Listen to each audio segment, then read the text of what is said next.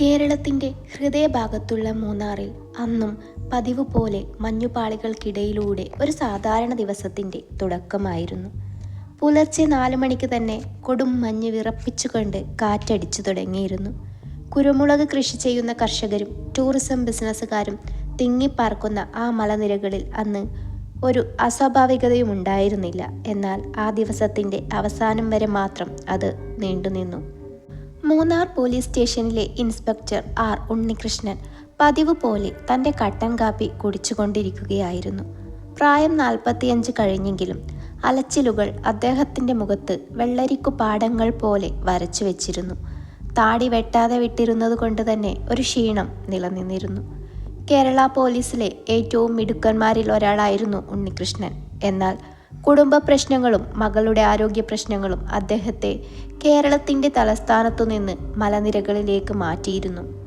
ശാന്തമായ ഒരു ജീവിതം ആഗ്രഹിച്ചാണ് അദ്ദേഹം മൂന്നാറിലെത്തിയത്. സർ, ഒരു കോൾ വന്നിട്ടുണ്ട്. ഡിസ്ട്രിക്ട് ഹെഡ്ക്വാർട്ടേഴ്സിൽ നിന്നാണ്. സബ് ഇൻസ്പെക്ടർ രാജീവ് ഉണ്ണികൃഷ്ണൻ്റെ മുറിയിലേക്ക് തല നീട്ടി പറഞ്ഞു. എന്താ രാജീവേ ഇത്ര നേരത്തെ? ഉണ്ണികൃഷ്ണൻ ഗ്ലാസ്സിൽ ബാക്കിയുള്ള കാപ്പി ഒറ്റ വലിക്കിന് കുടിച്ചുകൊണ്ട് ചോദിച്ചു. സർ, കൊച്ചിയിൽ നിന്ന് ഒരു ബിസിനസ് ടൈക്കൂണിനെ കാണാതായിട്ടുണ്ട്. അയാളുടെ പേര് അജയ് കുമാർ. ഇവിടെ മൂന്നാറിലെ ഒരു റിസോർട്ടിൽ ചെക്ക് ഇൻ ചെയ്തിരുന്നു. ഇന്നലെ രാത്രി മുതൽ ഫോൺ സ്വിച്ച് ഓഫ് ആണ്. ഉണ്ണികൃഷ്ണന് ഒരു അസ്വാഭാവികത തോന്നൽ. മൂന്നാറിൽ കാണാതാകുന്നവരുടെ കാര്യത്തിൽ ഭൂരിഭാഗവും ട്രെക്കിങ്ങിനിടെ കുഴഞ്ഞു വീണോ മലയിൽ നിന്ന് താഴേക്ക് വീണോ ആണ്. പക്ഷേ ഒരു ബിസിനസ് ടൈക്കൂൺ അത്ര എളുപ്പത്തിൽ അപ്രത്യക്ഷനാകുമോ? എവിടെയാണ് റിസോർട്ട്? വെണ്ണിലവ് റിസോർട്ട്, ടോപ്പ് സ്റ്റേഷൻ റോഡിൽ. ശരി, വണ്ടി എടുക്ക്, നമുക്ക് അങ്ങോട്ട് പോകാം. മൂന്നാറിൻ്റെ താഴ്വരകളിലൂടെ പോലീസ് ജീപ്പ് മുകളിലേക്ക് കയറുമ്പോൾ മഞ്ഞ് കനത്തു തുടങ്ങിയിരുന്നു. വെണ്ണിലവ് റിസോർട്ട് മൂന്നാറിലെ ഏറ്റവും ആഡംബരമുള്ള സ്ഥലങ്ങളിൽ ഒന്നായിരുന്നു. വിദേശ ടൂറിസ്റ്റുകളും പണമുള്ള ബിസിനസ്സുകാരും മാത്രം താമസിക്കുന്ന ഒരു സങ്കേതം. മുറിയുടെ വാടക ദിവസം 25,000 രൂപയായിരുന്നു. റിസോർട്ടിൻ്റെ മാനേജർ സുരേഷ് ബാബു പോലീസിനെ കണ്ടപ്പോൾ നിറഞ്ഞ മുഖത്തോടെ സ്വീകരിച്ചു. സർ, ഞങ്ങൾക്കൊന്നും അറിയില്ല. അദ്ദേഹം ഇന്നലെ രാത്രി ഡിന്നർ കഴിഞ്ഞ് മുറിയിലേക്ക് പോയി. ഇന്ന് രാവിലെ ഹൗസ് കീപ്പിങ്ങിന് വിളിച്ചപ്പോൾ റെസ്പോൺസ് ഇല്ല. ഉണ്ണികൃഷ്ണൻ അജയ് കുമാറിൻ്റെ മുറിയിലേക്ക് പോയി. Room number 101. അകത്ത് കടക്കുമ്പോൾ ഒരു വിധത്തിലുള്ള അവ്യക്തമായ മണം അനുഭവപ്പെട്ടു. മുറി വൃത്തിയായിരുന്നു. ബെഡ്ഷീറ്റുകൾ നേരെയാക്കിയിരുന്നു. ടേബിളിൽ ഒരു ലാപ്ടോപ്പും ഒരു ഡയറിയും ഉണ്ടായിരുന്നു. രാജീവ്, ഫോറൻസിക് ടീമിനെ വിളിക്ക്, ഇവിടെ എന്തോ ഒരു കളി നടക്കുന്നുണ്ട്. ഉണ്ണികൃഷ്ണൻ മുറിയുടെ ബാൽക്കണിയിലേക്ക് നോക്കിക്കൊണ്ട് പറഞ്ഞു. ബാൽക്കണിയിൽ നിന്ന് താഴേക്ക് നോക്കിയാൽ തേയിലത്തോട്ടത്തിൻ്റെ വിസ്തൃതി കാണാം. അതിനും താഴെ ഒരു കൊടും കുഴി. ആ കുഴിയിലേക്ക് വീണാൽ ജീവനോടെ തിരിച്ചു വരാൻ സാധ്യതയില്ല. സർ, ഫോറൻസിക് ടീം വരുന്നു. പക്ഷേ ഒരു പ്രശ്നമുണ്ട്. മഞ്ഞ് കനക്കുന്നു. രാത്രിയാകുമ്പോൾ റോഡ് ബ്ലോക്കാകും. രാജീവ് പറഞ്ഞു. അത് നമുക്ക് താമസമാകും. അതിനു മുൻപ് നമ്മൾ എന്തെങ്കിലും കണ്ടെത്തണം. അജയ് കുമാറിൻ്റെ മുറിയിൽ നിന്ന് ഫോറൻസിക് ടീം തെളിവുകൾ ശേഖരിച്ചു കൊണ്ടിരിക്കുകയായിരുന്നു. ഉണ്ണികൃഷ്ണൻ ആ ഡയറി തുറന്നു. അത് അജയ് കുമാറിൻ്റെ ബിസിനസ് ഡയറി ആയിരുന്നു. പക്ഷേ അവസാന പേജുകളിൽ എഴുതിയിരുന്നത് വ്യത്യസ്തമായ ചില കാര്യങ്ങളായിരുന്നു. ഇന്നലെ രാത്രി 9 മണി. കോഫി കുടിച്ചു. വെയിറ്റർ മോഹനനായിരുന്നു. അവൻ്റെ കണ്ണുകളിൽ ഭയമുണ്ടായിരുന്നു. ഇന്ന് രാത്രി 10:30 ആ സ്ത്രീ വീണ്ടും വന്നു. അവളുടെ പേര് അവൾ പറഞ്ഞില്ല. പക്ഷേ അവളുടെ കയ്യിൽ ഉണ്ടായിരുന്ന കത്തി മിന്നിക്കൊണ്ടിരുന്നു. ഞാൻ അത് കണ്ടു. ആ കുഴിയിൽ എന്താണ് ഒളിപ്പിച്ചിരിക്കുന്നതെന്ന് ഞാൻ കണ്ടു. ഉണ്ണികൃഷ്ണൻ്റെ നെഞ്ചിടിപ്പ് കൂടി. ഇതൊരു സാധാരണ കാണാതാകലല്ല. അജയ് കുമാർ എന്തോ ഒരു വലിയ രഹസ്യം കണ്ടെത്തിയിരുന്നു. ആ രഹസ്യം അവൻ്റെ ജീവനെടുത്തിരിക്കാം. രാജീവ്, വെയിറ്റർ മോഹനനെ കണ്ടെത്തൂ. എനിക്ക് അവനോട് സംസാരിക്കണം. മിനിറ്റുകൾക്കകം മോഹനെ കസ്റ്റഡിയിലെടുത്തു. മോഹനൻ വിറയ്ക്കുന്ന കൈകളോടെ ഉണ്ണികൃഷ്ണൻ്റെ മുന്നിൽ നിന്നു. നീ അജയ് സാറിന് കോഫി കൊടുത്തിരുന്നോ? ഉണ്ണികൃഷ്ണൻ ചോദിച്ചു. അത് യെസ് സർ, മോഹനൻ തല താഴ്ത്തി പറഞ്ഞു. അപ്പോൾ അവസാനമായി അദ്ദേഹത്തെ കണ്ടത് നീയാണോ? ഇല്ല സർ, ഞാൻ കോഫി കൊടുക്കാൻ ചെന്നപ്പോൾ അദ്ദേഹം ബാൽക്കണിയിൽ നിൽക്കുകയായിരുന്നു. എന്തോ ഫോണിൽ സംസാരിക്കുകയായിരുന്നു. അദ്ദേഹം ശബ്ദമുയർത്തി സംസാരിച്ചു. നീ ഇത് നിർത്തണം, ഇല്ലെങ്കിൽ എല്ലാം പുറത്തു വരും എന്ന് അദ്ദേഹം പറഞ്ഞു. ആരോടാണ് അദ്ദേഹം സംസാരിച്ചത്? അറിയില്ല സർ. ഫോൺ വെച്ച ശേഷം അദ്ദേഹം എന്നോട് കോഫി വേഗം തരാൻ പറഞ്ഞു. ഞാൻ കോഫി കൊടുത്തു പോന്നു. അതിനുശേഷം ഞാൻ അദ്ദേഹത്തെ കണ്ടിട്ടില്ല. ഉണ്ണികൃഷ്ണൻ മോഹനൻ്റെ മുഖത്തേക്ക് സൂക്ഷ്മമായി നോക്കി. അവൻ്റെ കണ്ണുകൾ കള്ളം പറയുന്നത് പോലെ തോന്നിയില്ല. പക്ഷേ അവനെന്തോ മറച്ചു വെക്കുന്നുണ്ട്. നീ അവിടെ നിന്ന് പോന്ന ശേഷം അദ്ദേഹത്തിന് മറ്റാരെങ്കിലും വന്നിരുന്നോ? ഞാൻ അറിയില്ല സർ. പക്ഷേ രാത്രി 11 മണിക്ക് ശേഷം മുറിയിൽ ചില ശബ്ദങ്ങൾ കേട്ടിരുന്നു. എന്ത് ശബ്ദം? ചെറിയ തർക്കത്തിൻ്റെ ശബ്ദം. പിന്നെ ഒരു വാതിലടയുന്ന ശബ്ദം. ഉണ്ണികൃഷ്ണൻ മുറിയിലേക്ക് തിരിച്ചുപോയി. ഫോറൻസിക് ടീം ബെഡ്ഷീറ്റിൽ നിന്ന് ചില രോമങ്ങൾ വേർതിരിച്ചെടുത്തു. സർ, ഇത് പെൺകുട്ടിയുടെ തലമുടിയാണ്. പക്ഷേ ഇത് ഡൈ ചെയ്തതാണ്. ചുവപ്പ് നിറത്തിലുള്ള മുടി. ഉണ്ണികൃഷ്ണന് മൂന്നാറിലെ ഒരു സ്ത്രീയെ ഓർമ്മ വന്നു. അവളുടെ പേര് ദീപ്തി. അവൾ ഒരു ട്രാവൽ ഗൈഡാണ്. പലപ്പോഴും വിദേശികളെയും ബിസിനസ്സുകാരെയും കൊണ്ടു നടക്കുന്നവൾ. അവളുടെ മുടിക്ക് തീപ്പൊരി ചുവപ്പ് നിറമായിരുന്നു. രാജീവ്, ദീപ്തിയെക്കുറിച്ച് എന്തെങ്കിലും വിവരമുണ്ടോ? അവൾ ഇന്നലെ രാത്രി റിസോർട്ടിൽ ഉണ്ടായിരുന്നു സർ. പക്ഷേ ഇന്ന് രാവിലെ മുതൽ കാണാനില്ല. ഉണ്ണികൃഷ്ണൻ തലയിൽ കൈവച്ചു. ഇതൊരു കൊലപാതകമാണെന്ന് അദ്ദേഹത്തിന് ഉറപ്പായി.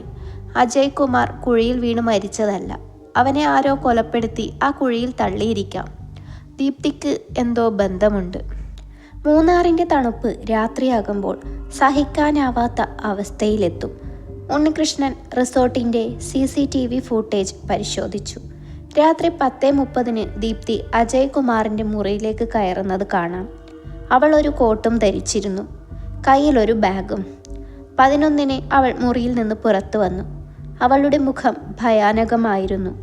അവൾ വേഗത്തിൽ ലിഫ്റ്റിലേക്ക് നടന്നു. പിന്നീട് അവളെ കാണാനില്ല. ഉണ്ണികൃഷ്ണൻ ദീപ്തിയുടെ വീട്ടിലേക്ക് പോയി. അവൾ താമസിക്കുന്നത് റിസോർട്ടിന് സമീപമുള്ള ഒരു ചെറിയ വാടക വീട്ടിലാണ്.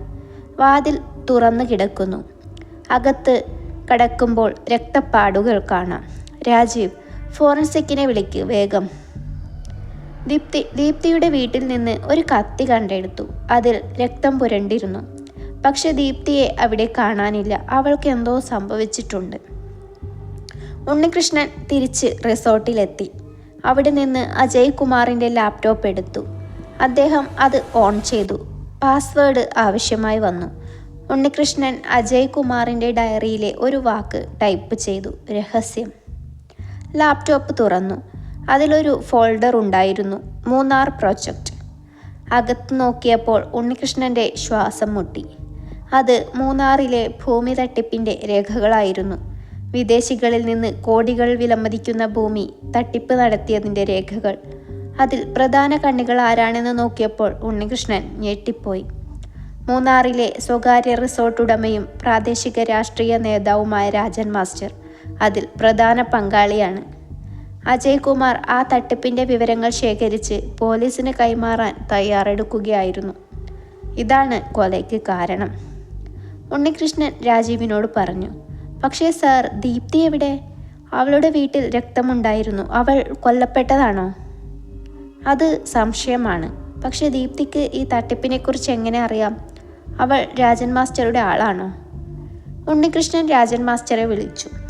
രാജൻ മാസ്റ്റർ വളരെ ശാന്തനായി സംസാരിച്ചു. ഇൻസ്പെക്ടർ, എനിക്ക് അജയ് കുമാറിനെ അറിയില്ല. ദീപ്തി എൻ്റെ റിസോർട്ടിൽ ജോലി ചെയ്യുന്നുണ്ടായിരുന്നു. അവൾ ഒരു നല്ല പെൺകുട്ടിയാണ്. അവളുടെ വീട്ടിൽ രക്തം കണ്ടെത്തിയിട്ടുണ്ട് സർ. അവൾ എവിടെയാണ്?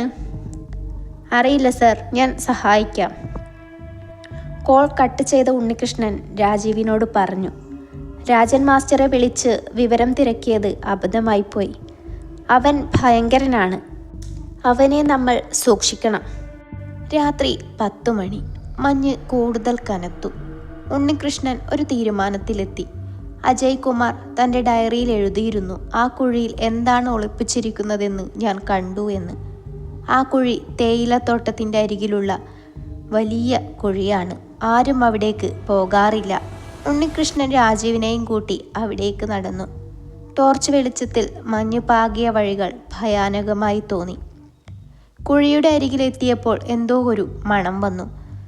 ഉണ്ണികൃഷ്ണൻ അത് മരണത്തിൻ്റെ മണം പോലെ അനുഭവപ്പെട്ടു. ഉണ്ണികൃഷ്ണൻ താഴേക്ക് ഇറങ്ങാൻ തുടങ്ങി. രാജീവ് പിന്നിൽ നിന്നു. സർ, ഇത് അപകടമാണ്. നീ മുകളിൽ നിൽക്ക്.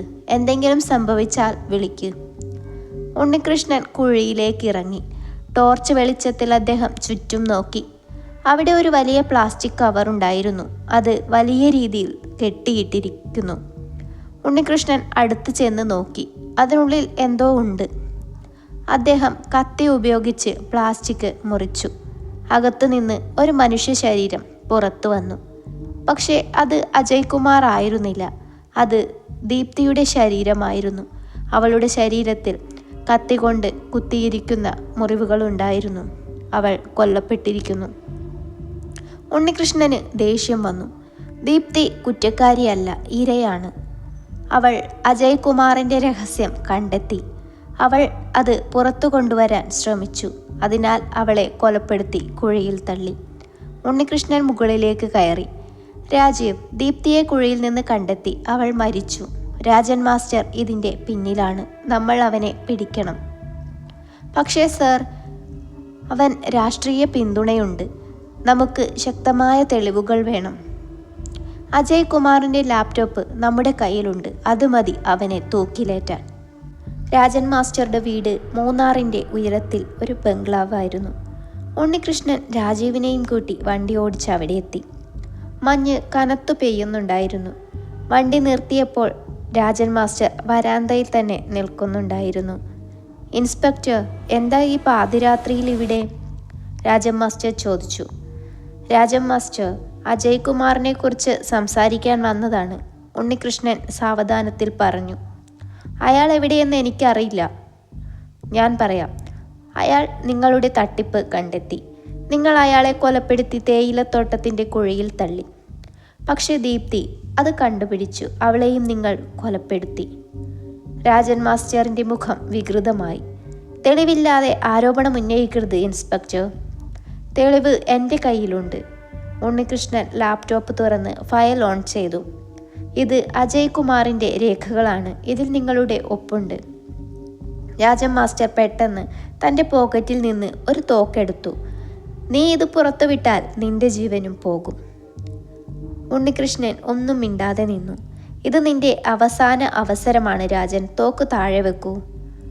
രാജൻ മാസ്റ്റർ ചിരിച്ചു. ഇല്ല. അവൻ ഉണ്ണികൃഷ്ണനെ ലക്ഷ്യം വെച്ചു. പക്ഷേ അതിനു മുൻപ് രാജീവ് തൻ്റെ സർവീസ് റിവോൾവർ എടുത്ത് രാജൻ മാസ്റ്ററുടെ കയ്യിൽ നിന്ന് തോക്ക് തട്ടിത്തെറിപ്പിച്ചു.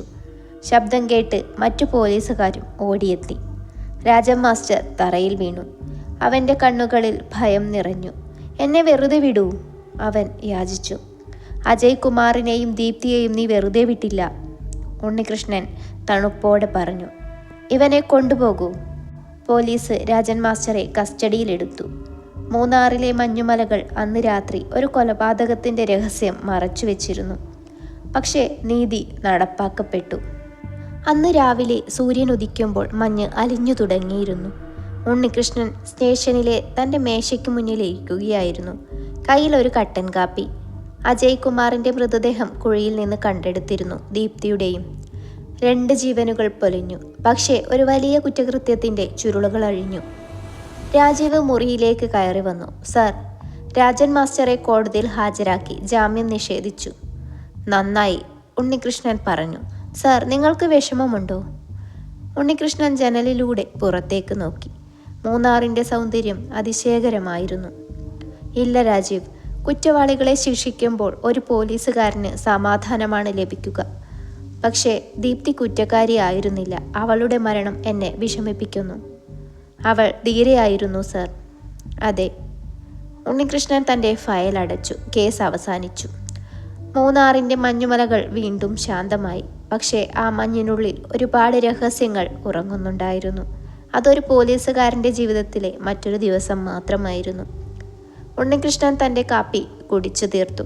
പുറത്ത് വീണ്ടും മഞ്ഞു പെയ്യാൻ തുടങ്ങി. അടുത്ത കേസിനുള്ള തയ്യാറെടുപ്പുകൾ ആരംഭിക്കേണ്ട സമയമായിരിക്കുന്നു.